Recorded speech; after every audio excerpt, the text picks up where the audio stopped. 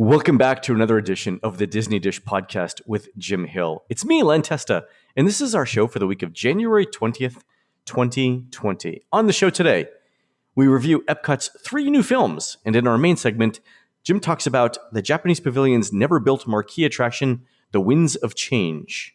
Let's get started by bringing in the man who reminds you to schedule your next dental checkup early in February so that you can do the hidden pictures in the Highlights magazine before some darn kid ruins it. It's Mr. Jim Hill. Jim, how's it going? Oh, Goofus and Gallant. I went to high school with those guys.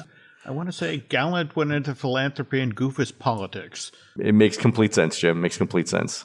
There you go. Jim, let's do a quick shout out to subscribers over at disneydish.bandcamp.com. Thanks to new subscribers Hondowitz, A. Marshitz, and Ferdiaz Sr., and longtime subscribers Dana H., Matt C., and Jason T. True story, Jim? Before Disney installed an electric motor, these folks turned the hand crank that raised and lowered Swingin' Teddy Barra during every performance of the Country Bear Jamboree. These days, they take turns on the rotisserie over at Ronto's Roasters in Galaxy's Edge. So it just goes to show, Jim, that if you learn a transferable skill, you can get a job anywhere. Now, they switch off with each arm, right? Because as I understand it, you end up with a killer bicep. Yeah, I mean, I think shirts fit better when you do both of them. Yeah, truly. Got it. All right, Jim, we're going to do the news. And in the news segment, we're going to talk about the 3 new films over at Epcot. Jim, which movie do you want to talk about first? Well, how about that tale as old as time? The Beauty and the Beast sing-along? Beauty and the Beast sing-along over at France. All right, so first thing to note about this is that the film runs from 11 a.m. to 7 p.m., and it's roughly 10 minutes long. So my guess is they're getting through at least 3 shows an hour on this, if not more. Okay. The lobby of the theater is now redone with show artifacts from France that come from the different arts, the different visual arts, so like theater, ballet, and music, and so on. They show costumes period appropriate for the time that are in there. So that are in there. So the lobby itself is transformed a little bit. They're really nice to look at, the costumes.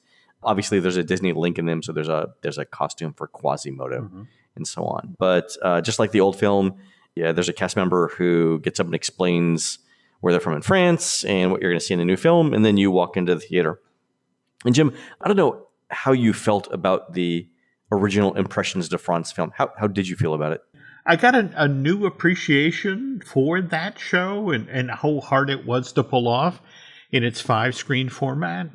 But if you think about the Ratatouille ride coming in and how they're shoehorning characters left and right into Epcot, you kind of saw this one coming, didn't you?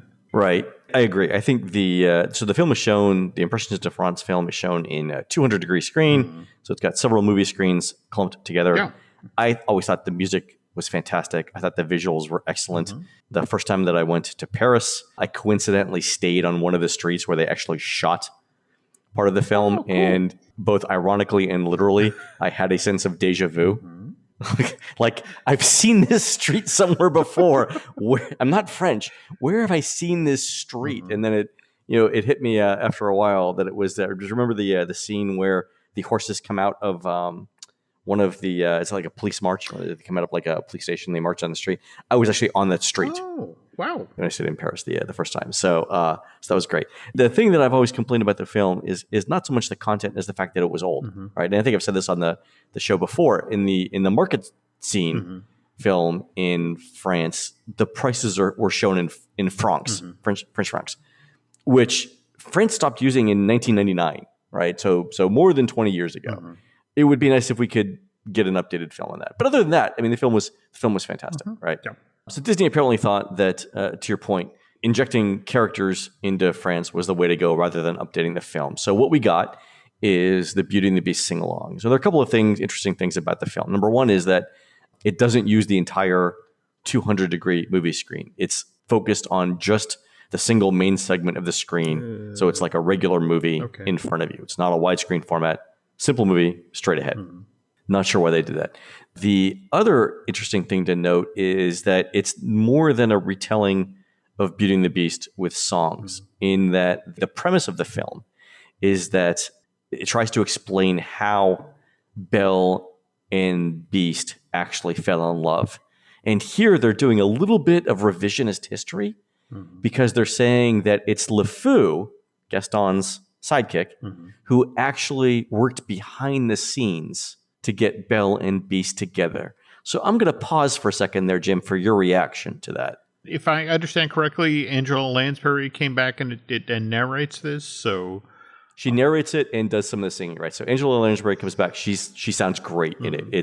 It's warm and comforting to hear Angela Lansbury in this role. Okay. And there are a few new animation scenes interspersed within the film clips. So it's a mix of a couple of new scenes that sort of tie the story together. Because remember, during the actual story, we never got the sense that it was LeFou in the background working to bring Belle and Beast together, right? It never came up. So there apparently new animation was drawn to make that happen, to make it seem like was actually the story. So you get some behind the scenes cuts and whatnot that weren't in the original film. You also get 4 or 5 songs, depending on how you want to count it. It starts with Belle's song, so Going Through the Village. There's Beauty and the Beast. And there's Be Our Guest, of course, because you have to have Be Our Guest. Gaston's song. And then they do a reprise of the last part of Beauty and the Beast again to sort of finish it off. So 5 songs. Running time is, I think, about 10 minutes-ish. The interesting thing is it felt a little long because even though they're going through the story and they're trying to explain to you sort of how LeFou brought the couple together, it's a little slow in places, which is really interesting, right? For a 10-minute film with 4 songs in it, where you're learning new things about it, the idea that it's a little slow in the beginning is a bit surprising. Yeah. When you think about, this is hand-drawn animated film from 91? Right. And you can tell it was hand-drawn because you look at it and for audiences who are now used to computer-generated, fairly realistic imagery, to see, like, for example, how crude the prince's mouth was drawn, relatively speaking, right, as compared to, like, Buzz Lightyear's mouth, for example. It was startling. I mean, some of that looks rough in comparison, right, to what we're used to today. It's very angular. There's all the famous stories about, it was the folks who used to work at Disney Animation Studios Florida who got the wrong set of model sheets, who... It's got to be tough. Yeah. They did the Kill the Beast section of that movie, and it was one of these things where it's like, why do the villagers in the Kill the Beast section not look like the villagers that we met at the start of the movie? Completely separate villagers. An entirely different, angry mob just shows up. It's like the people who are in the village and the people who want to burn things down, 2 completely separate groups. Go figure. Within the village. that explains it right there. So I mentioned there are 4 songs. One of them is reprised. But the main thing I got out of this film is a renewed appreciation of how great the lyrics were for the original songs. If you look at the wordplay in the songs, I mean, it's number one, it's an art to write a song that rhymes, right? A halfway decent song that rhymes. Yep. But if you look at the word choices and the phrasing within those songs, they're kind of genius, right? I mean, that was Howard Ashman. Clever phrasing. We lost Howard before Beauty and the Beast even arrived in theaters. It's just kind of heartbreaking when you look at the lyrics that he did for Mermaid and for Aladdin and for Beast, and to think of what we lost when we lost that guy. Yeah. I mean, just very, very, very good lyrics. Inventive. They don't sing down. It's like to kids, right? And the songs are also able to be appreciated by adults. Yeah, the lyrics are fantastic. So I got a new appreciation of those lyrics from the film. The problem, though, is last week or a couple weeks ago, the background music in World Showcase changed, specifically in France. The old background music went away, and now the background music loop includes Disney music in it. So some of these songs are part of the background music that you hear outside the France Pavilion. And you can also hear them around Epcot now as part of the Festival of the Arts. Like they're playing them in certain booths, and as you're walking around in Future World, you can sort of hear them. So to me, it sort of begs the question of why, in the France Pavilion, we needed to get rid of a unique film about actual France with actual French people showing actual French culture, right? To show a rehashed film from 30 years ago with songs that we can hear literally throughout 3 other parks. Like, why did we need to do this? I don't think it's great. And so there's the impression coming out of it. It's not terrible. It's not the worst thing that that Disney's ever done. By the way, Jim, we should mention to our listeners that you and I are working on a show for the worst Disney attractions of all time. But the people that I saw the show with were generally unimpressed with it. And so coming out of it, our topic of discussion was how long this film's going to last before something else comes in to replace it. So that's where we got the idea for we should do a show on the shortest running Disney attractions of all time. Again, I'm not saying this is horrible. We're going to talk about at least one film that just opened that's significantly worse.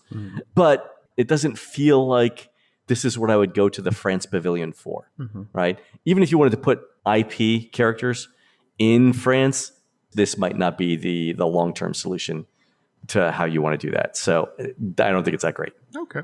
Staying in World Showcase, though, Jim, let's talk about Canada Far and Wide, which I do like quite a bit.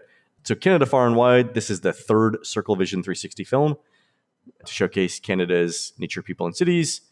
As you remember, the first film, O Canada, ran from 1982 to 2007. Great imagery, super catchy song, undoubtedly inspired throngs of people to visit, including me. I went to Montreal the first time because it looked great in the film, and I loved it. Right, but let's be honest. I mean, if we're being honest among ourselves, right, we're with friends. If the original film had a fault, it was that it was kind of serious, right? Maybe a little too reverent for what a lot of us look at as our fun neighbors to the north, right? When Bill Bosch went to do the film, he actually reached out to the Canadian Ministry of Tourism and basically explained, hey, we've got this Circle Vision 360 film in the works, and we'd love to make sure that we get all of the great things of Canada. And so they, in turn, looped in each of the provinces' Ministry of Tourism. So in the end... they're dealing with bureaucracies, dear God. But the thing is, you remember, when Canadians complained about this film, they talked about how it was trees, Mounties, hockey. It was kind of the cliche of their country. But it's their own ministries of tourism. It's like, well, we got to get the Rockies in there. Yeah, we have to show hockey. We have to show skiing, right? Yeah, so it kind of laying the blame Disney. And it's like, well, you should talk to your own ministries of tourism. They're the ones who suggested to us what we do. Left hand, meet right hand. You guys should talk. Yeah. So the second version of O Canada, right, in 2007 came along. Comedian Martin Short as the on-screen narrator. And it sort of attempted to address both the original sort of criticism about the film that was too serious. And to your point, it also directly addressed the cliches, right? So at the beginning of the O Canada film, Martin Short actually does jokes or skits related to igloos and penguins, right? And that it snows 365 days a year, right? And Martin Short actually marvels in the film that his supposedly old family movies were somehow coincidentally also filmed in Circle Vision, right? So humor, right? Yeah. And so like the original film, it did a great job of showing off the country and promoting tourism. So the new film, I think, is the best version yet. It has like all of the great scenery that you would want in a 360-degree film with a faster, more modern script. And it works literally from one end of the country to the other. So just like the previous films, you go through Montreal, you go through Quebec City, you go through Calgary, you still have the Stampede scenes. You get Vancouver, they all get their own segments. And a lot of the film, I wouldn't say not a lot, some of the film is reused. So if you like the previous two films, you'll see a lot of the previous films in the current film. That's great. But there are additional clips of Canada's capital. So Ottawa gets its own little segment. And then this is interesting. The new film specifically mentions Canada's three territories, the Yukon, the Northwest Territories, and Nunavut. And it highlights the indigenous people and the cultures of that. So that's, I think, one really interesting addition. I've always enjoyed this film. Back in the day, this was one of two Circle Vision movies for this park. China the other one? Yeah, and in order to try to give them different identities, back in the day, Randy Bright, the gentleman who was in charge of films for this park, the Canada Pavilion, at least the first iteration, deliberately didn't have a narrator because the Chinese Pavilion did. It had the ghost of that poet. I'm blanking his name. Li Po. There we go. How is this not a Jeopardy question, Jim? That would have been $800 in my pocket right there. In 2008, the Chinese Film Bureau puts together this new set of rules that are applied to all films from the West that are going to be shown in China. And one of the things that they insist has to either be cut or altered from films coming in from the West are any mention of ghosts or the supernatural. So that version of the Circle Vision film couldn't even play in China because it had a ghost in it. Disney's film on China couldn't play in China? Yes. That's actually why when you look at Hong Kong Disneyland, they don't have a haunted mansion, but they do have a mystic manor. That's a really fine cultural distinction there. How is it you can have a mystic manor without a haunted mansion? Shanghai Disneyland has the Pirates of the Caribbean Battle for the Sunken Treasure, which is filled with undead pirates, which I'm pretty sure is supernatural. I don't know. Jim, neither you or I have actually been to China. We don't know what goes on there. This is true. For all we know, it's populated by the undead. There's at least 3 inappropriate jokes here I can't do. So moving on, back to Canada. There we go. So going back to the Canada thing. So the new film highlights the indigenous people and the cultures of Canada's 3 territories. Again, the Yukon, the Northwest, and the Nunavut. And the subject of people and culture is one of which Canadians are rightfully proud, right? And in fact, it actually comes up in the first few seconds of the far and wide script in this bit of dialogue. It starts off with, Canada has remained a cultural mosaic, a place where you can keep and nurture your language and traditions while embracing the future. So it's a theme park, right? And there are certain things that you can and can't expect in a theme park film. I don't expect the Canada film to mention that Canada has actually a points-based immigration system that favors young, employed, college-educated immigrants already fluent in English or French, right? We'll set that aside, right? Don't need to mention that in the film. And keeping in mind, Jim, that I actually don't speak Canadian, right? So when I translated this to American, to me, it sounded either as a fact-based statement about Canada's national values or the most Canadian way of drawing a subtle distinction between Canada and the United States regarding immigration policy. It was really interesting to see. So I saw the film with some friends who are listeners, by the way. Thank you very much for watching with me. And then afterwards, I met another friend who had also seen the film, and we debated what that sentence meant, right? What is the meaning of Canada has remained a cultural mosaic, a place where you can keep and nurture your language and traditions while embracing your future? What do they mean by that, right? So on one hand, it, again, could have just been a simple statement about Canada's values. But if it was about Canada's immigration system, right?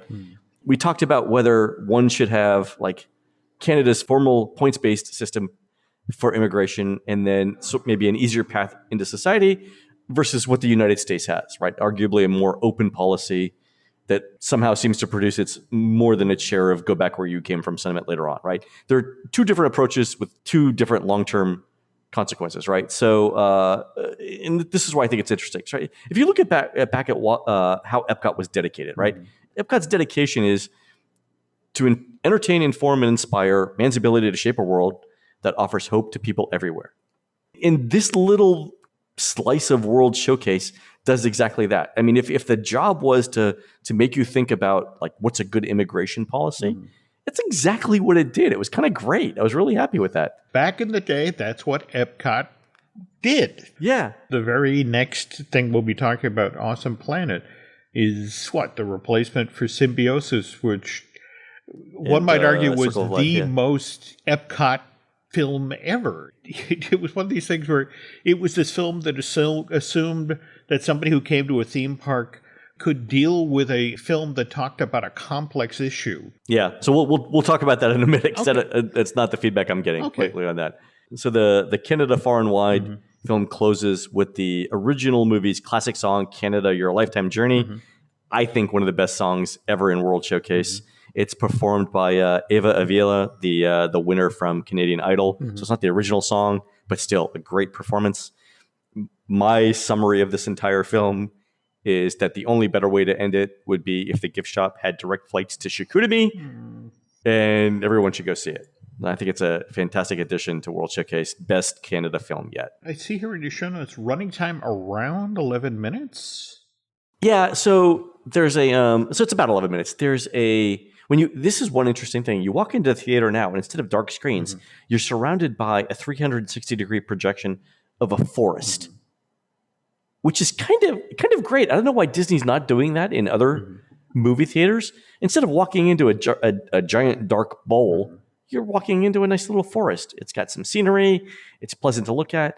And then there's a little bit of show narration at the beginning of it explaining where the word Canada comes from. So depending on how you view that scenery and that little bit of introductory exposition about the origin of the word Canada, like if you consider that part of the entertainment, right, then it's closer to 11 minutes.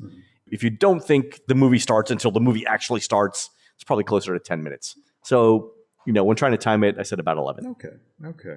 You mentioned narration. So this time around, it's Eugene Levy and Cassin O'Hara, who are two of my favorites from back in the SCTV days. Right, noted Canadians. So, and they're all on the show Schitt's Creek now, right? Yep. So every Disney attraction now has to have a tie-in to some other property. Do you know what this one is, Jim? No. It took me a few minutes to look it up, but apparently Eugene Levy and his son Dan are the creators of the TV series Schitt's Creek. And Dan recently signed a 3-year development deal with ABC Television to produce new TV series. So Eugene and Dan are going to work with ABC going forward to develop new TV franchises. And that's the tie-in to the rest of the network. There's got to be an angle somewhere, Jim, right? Oh, no doubt. But for those of us who are relatively elderly, Eugene's worked for Disney as far back as 1984. He was the scientist who pursued Madison the Mermaid in Splash. Oh, really? And let's not forget that he was also the voice of Dory's dad in Finding Dory. So he's got his Disney bona fides. So his connections there, ABC. So you mentioned the third new film, which is Awesome Planet, showing at the Land Pavilion. Jim, they can't all be winners, and this is an example of that. So my review of this film actually starts out with this sentence. If Awesome Planet is a preview of Epcot attractions to come, then the Earth is doomed and we're all going to die. My one-sentence summary of this film is there's nothing good is going to happen to the rest of it. So here's what I like about the film, right? It is beautiful. Visuals are gorgeous. They're comprehensive. They cover the Earth's animals. They cover the Earth's biomes. And to their credit, right, they actually use the word biomes instead of environment. So there's this veneer of science about it. And it looks great. Also, to their credit, as a large multinational corporation, Disney actually presents the best scientific theories of the time whenever it does public presentations like this. So if we're talking about the Earth's biodiversity through evolution, to dinosaur extinction, to how the solar system and the universe were formed, Disney looks for the best science at the time and presents that to the public, right? As fact. And to their credit, they do a good job of that. And the beginning of Awesome Planet continues this. They have this fantastic clip explaining the giant impact hypothesis, which shows how the Earth and Moon were formed by the collision with the early Earth and a planet about the size of Mars. I recently became refamiliar with this. It's only been in the last couple of weeks because there's been some news around how vestiges of this impact may be found in the molten core of the Earth. And we'll leave that for another show. But it was great to see that Disney did this. So that's fantastic, right?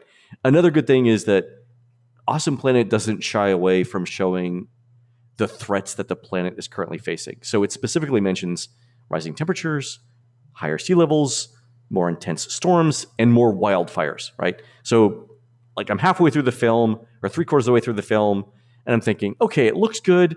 We've got the science part. We've talked about the challenges. I've got some hope, right? There's hope for us after all, right?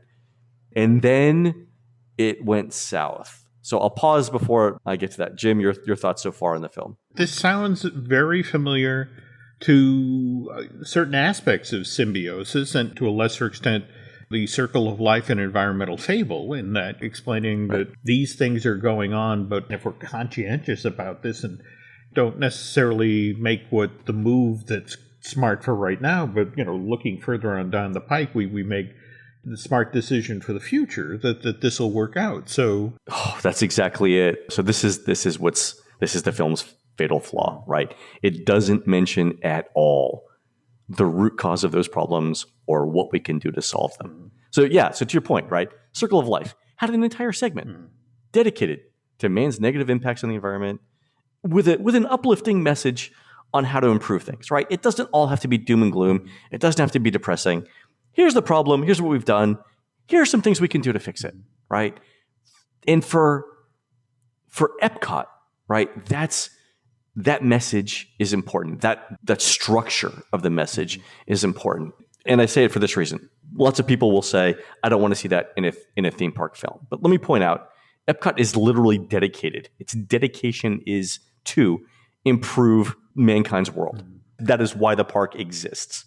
So in that context, you're not explaining like the cause-effect solution loop for environmental impacts is almost negligence. But the thing that kind of like, I thought about this all night. Like, I got to see the film last night as a preview.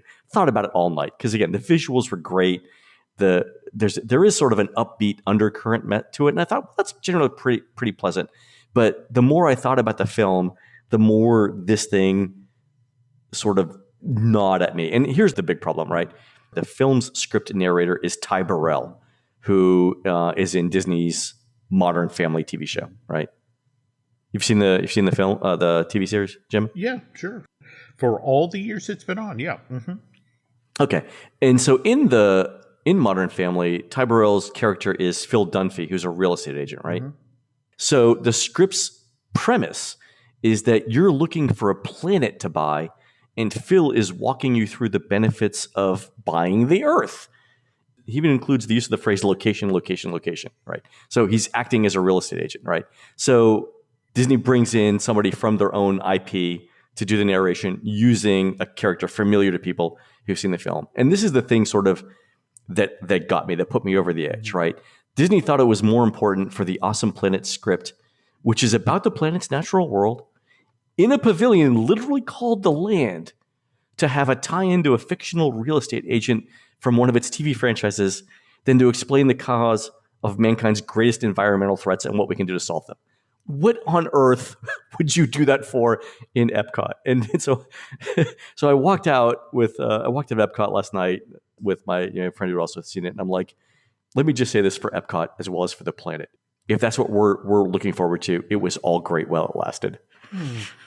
I could have taken it in Canada, right? Because again, there are certain things that you can expect in a World Showcase film and certain things that you can't. But in a pavilion dedicated to the land, in the part of the park that is dedicated to bettering mankind's lot on Earth, we can't talk about problems and solutions. Like we're doomed. We're doomed. Anyway, film's about 10 minutes long. Great visuals. Jumping back to 82, the setup for the land is 75 to 90% of Americans are right-handed. So you'd enter the pavilion and there was the Harvest Theater, and you'd go into the Harvest Theater and you'd sit down and you'd see Symbiosis, which set up the concept of technological progress and being environmentally friendly, weren't mutually exclusive, that there was a way we could do this. And then the way the theater was set up, you had to go downstairs, you walked out the door, and you were basically funneled straight into Listen to the Land, which then walked you through, this is how we can do this. Right. So if you think about Listen with the Land or Living with the Land, right? Mm-hmm. Living with the Land specifically says, man has overused the land, but here are some new ways that we can work with the land better, right? That message doesn't seem to bother anyone. I don't think it's hugely controversial.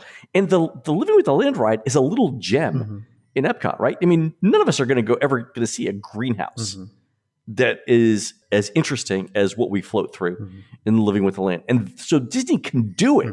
But again, the fact that they prioritized, let's do a Modern Family tie-in in the script over the kinds of things that Epcot should be doing, right? Just rubs me the wrong way. If you look at the show times here, Beauty and the Beast is 10 minutes long. Yeah. Canada Far and Wide. 10 minutes, 10 minutes, 11 minutes. Yeah. These are all like bing, bing, bing. And every show that they replaced was 17 minutes, 18 minutes, 20 minutes long. So that Yeah, now it's also half tells that. you Yeah. about the new Epcot. Let's move it along here, folks. We want you to get those 10 ride experiences in per day, which then makes you feel like you've got your money's worth for, coming through the turnstile. Yeah.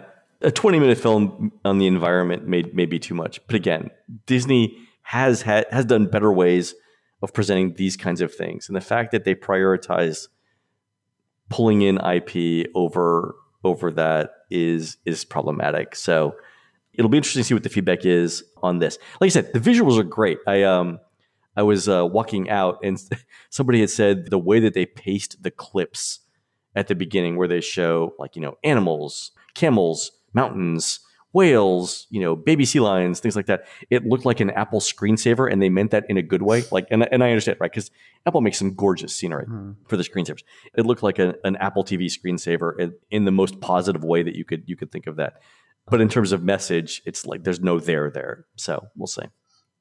All right, Jim, let's take a quick break. When we come back, you are going to talk to us about the Japanese pavilion's never-built marquee attraction, the Winds of Change. We'll be right back.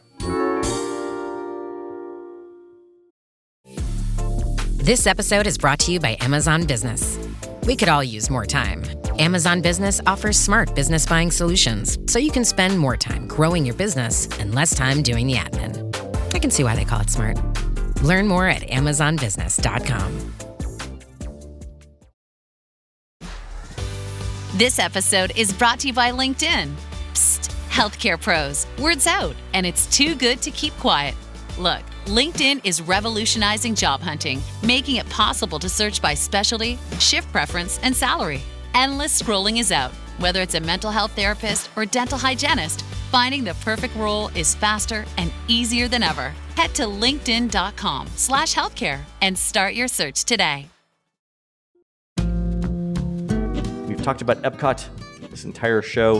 While we keep that train rolling, let's talk about the unbuilt Japanese pavilion marquee attraction, the Winds of Change. Jim, I always thought, and you and I have always talked about, I thought the original marquee attraction was some sort of like Mount Fuji roller coaster. No? That was during the Disney decade when January of 1990, Michael Eisner announced this whole array of attractions that were going to be built across the globe. And sadly, a lot of those ideas fell off the table as of April of 1992 when Euro Disney opened.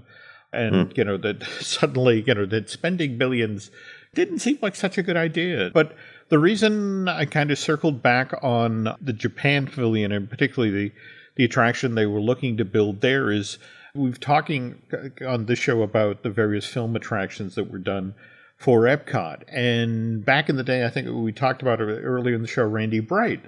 He was WED's director of scripts and show development. And he was interviewed in the spring of 1982, prior to the opening of Epcot. He talked about how all of the motion pictures in Epcot had to work together as a system to complement each other. For example, we can't have a scene appearing in one film similar to a scene that appears in another film, which was Randy's polite way of saying he'd seen one too many Disney theme park attractions that ended with dramatic footage of a rocket from the Apollo program blasting off. Right. How many attractions showed a rocket launch? Right. American Adventure, Hall of Presidents. Oh yeah. Right. There were a bunch of them. Yeah. Right. And that's the thing. Randy actually started out his first job working for the Disney company. He was the walk-around spaceman character in Tomorrowland at Disneyland. He grew up working at the park, so he's like, we have to be better at this. And in a park like Epcot, for example, when you were talking about the Beauty and the Beast show, it's like shown on one screen in that 5-screen theater. And it's like, that's such a waste given the fact that didn't they just upgrade the projectors in that theater to the 4K digital projection? So... Right. So Impressions de France, again, a film that is now, 40 years old, is going to be shown in 4K. They've remastered it. And it's never going to look better. We can only get one screen for Beauty and the Beast. And again, symbiosis. I mean, people forget that back in the day, that was one of the first places you could go to see 70 millimeter. Not only that, but that film was projected 30 frames per second, which, remember, standard film projection is 24 frames per second. So you were getting, not only a giant image, but a super defined image. I mean, and smooth, and that was the thing. The notion was that here was this theme park filled with these film attractions. In fact, on opening day, if you counted every single film element at Epcot, there over 4 hours of footage had been produced. A full hour of that was the original O Canada, the Impressions de France, and the Symbiosis movie. Randy was determined that when it came to this park, there wouldn't be repetition. So, for example, when it came to the Japan Pavilion, and everybody wanted some sort of a travel log, what they initially proposed for that pavilion on World Showcase was that they were going to have a simulated bullet train ride. And the idea was that as you move through this attraction, you'd get to see these amazing chunks of countryside and cityscapes, but all of it at 200 miles per hour. And it would not only give you, a unique way to have a film shown at Epcot, but also, to be honest, Future World and World Showcase didn't really have anything that bordered on thrill ride, and this could kind of be a thrill ride. Oh, it's a fantastic idea. Well, anyway, as of 1975, in fact, the annual report not only features a description of the Japanese pavilion was going to be, it mentioned that it would have national exhibits followed by a simulated high-speed train ride to the Japanese countryside, but they actually have a piece of concept art for it. Ooh, really? Yeah. Now, downside, though, is in this very same report, you learn for the very first time that the Walt Disney Productions is in continuing discussions with Mitsui and Company Limited, the Mitsui Real Estate Development Company Limited, and Kensei Electric Railway Company regarding the development of an entirely new amusement park and related facility on approximately 590 acres of land bordered on 3 sides by water at the north end of Tokyo Bay in Japan. Did that theme park ever work out, Jim? Yes, it did. It's Did it? Tokyo Okay. Disneyland. Right. It opened in April of 1983 and was a hit right out of the box. But this is 8 years earlier, and Walt Disney Productions really, really, really wants the Tokyo Bay project to go forward because they're counting on that money to help to build Epcot.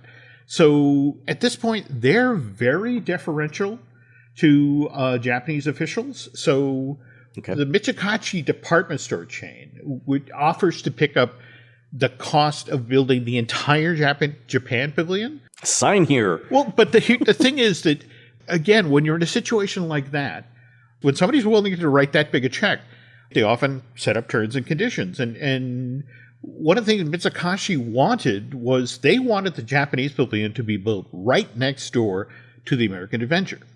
And so Disney's like, it's like, okay, we can do that. Then Mitsukashi learns about the centerpiece attraction that's being proposed for the United States Pavilion. And now I'm quoting from the Walt Disney Productions 1978 report, which said that this show would trace the story of the American people from their first step on Plymouth Rock to the first step on the moon. There seems to be a major event between those two dates that did involve Japan and the United States. We're going to get to that in a moment, but you're not wrong.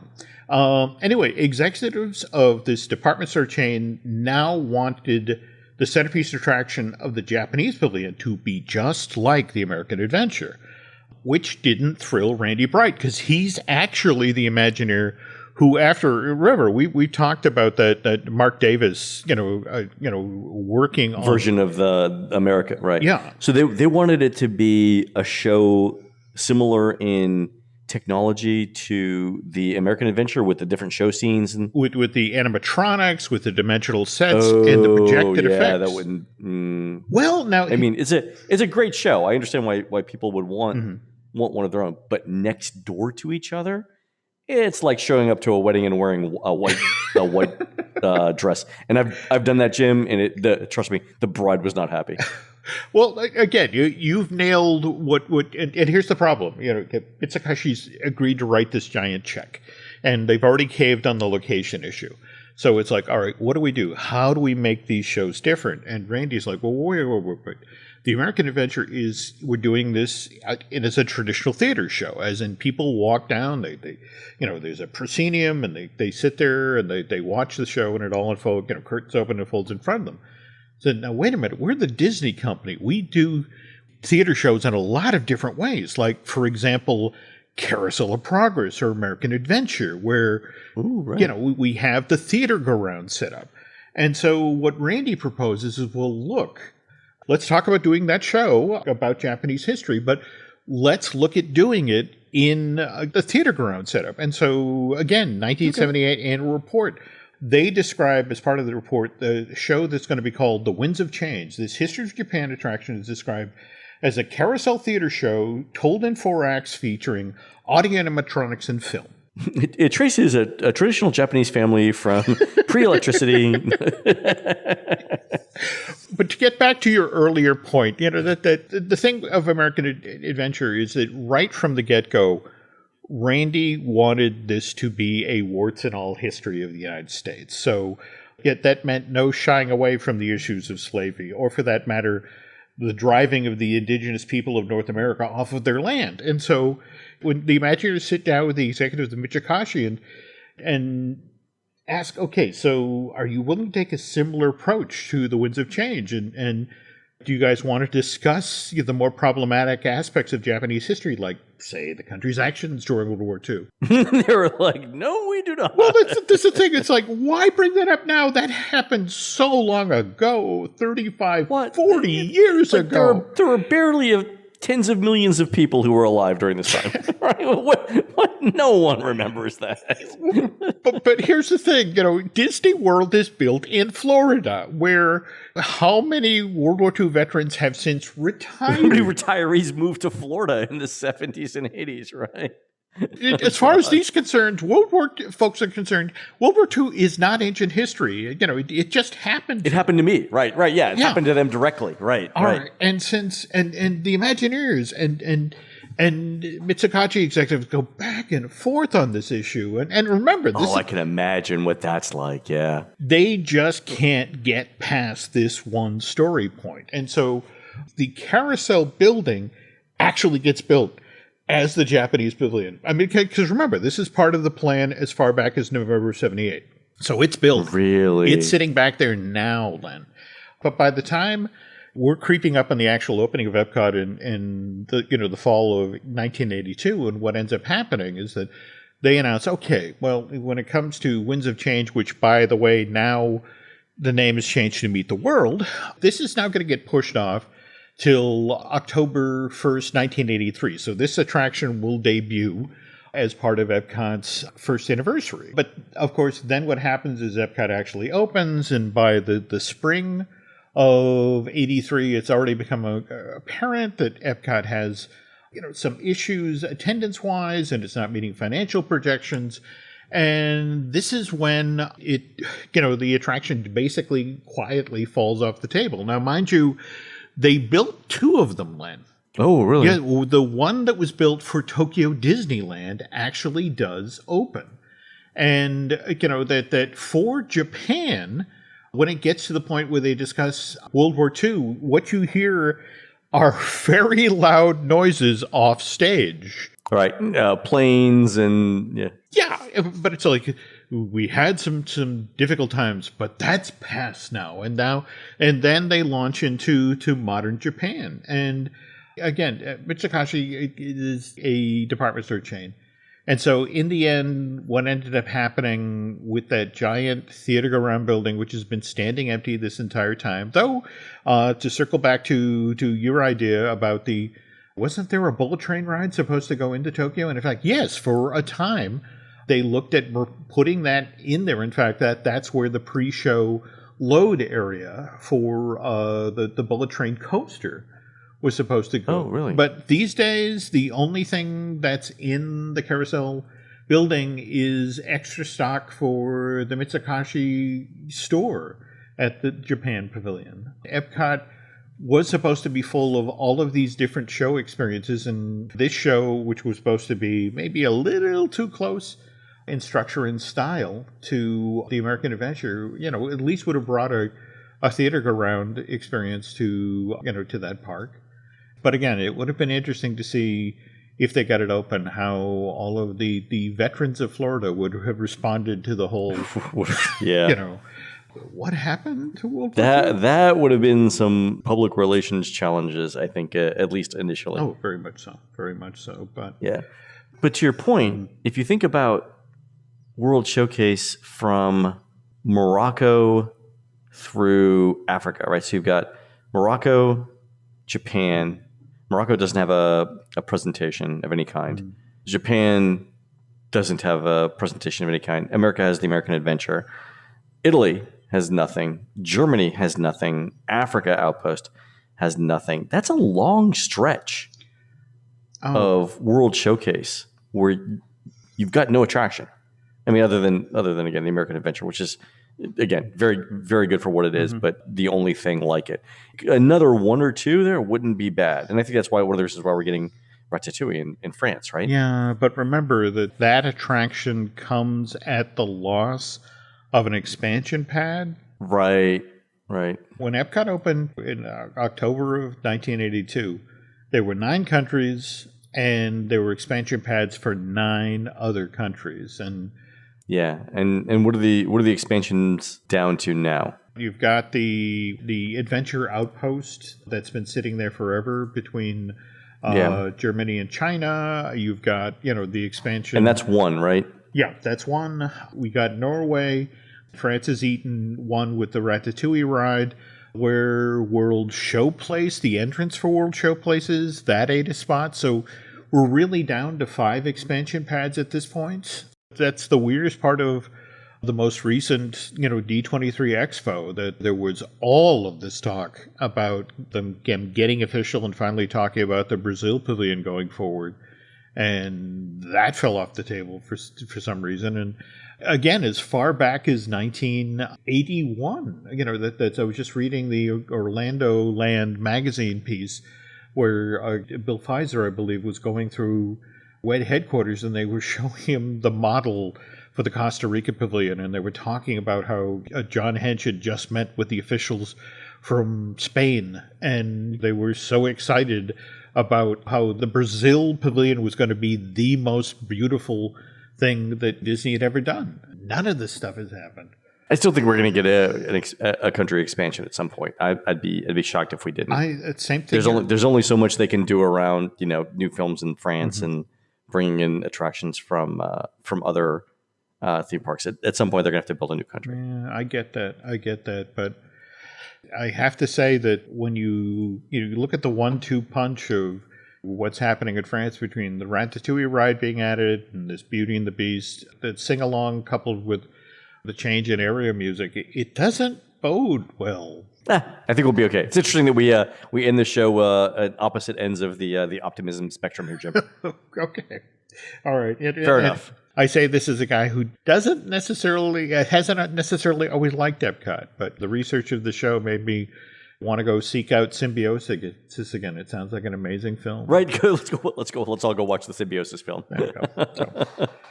All right, folks. That's going to do it for the Disney Dish show today. Please head on over to disneydish.bandcamp.com, where you'll find exclusive shows never before heard on iTunes. Jim, I understand we're releasing our Disney music series now, right? Yes. I think we actually did the American Adventure one, where again we talked about the Mark Davis piece, and we've done the Ice Palace, and we've got Fantastic. 2 more coming that are pretty exciting. All right, so go find those folks at disneydish.bandcamp.com. We're produced fabulously by Aaron Adams, who's headlining this year's South by Southwest Festival with a DJ set that includes an interactive gymnastics routine, re-envisioning the future of video games, inner-city education, public-private partnerships, and why we should all resist formula-based media. While Aaron's doing all of that, please go onto iTunes and rate our show and tell us what you'd like to hear next.